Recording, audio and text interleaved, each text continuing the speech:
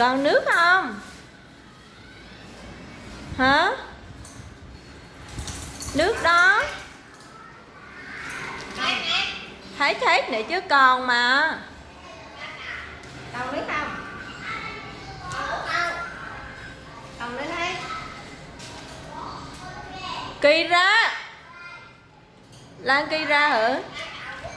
Thấy rồi, nước đâu gì nước đó. Cây qua, cây qua. Còn mà. Kira. Kira. La to lên. Cây ra. To lên. Cây ra.